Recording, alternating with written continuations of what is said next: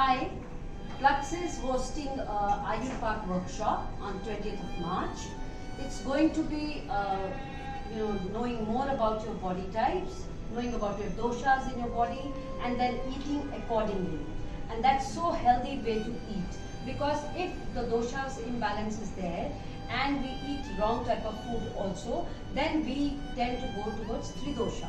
So then controlling the tridosha becomes really, really difficult.